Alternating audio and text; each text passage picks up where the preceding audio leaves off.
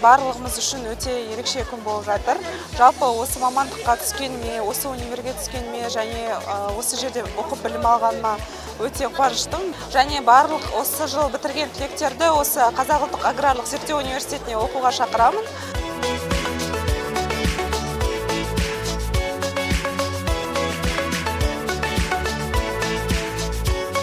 Планирую работать по специальности, также поступать на магистратуру.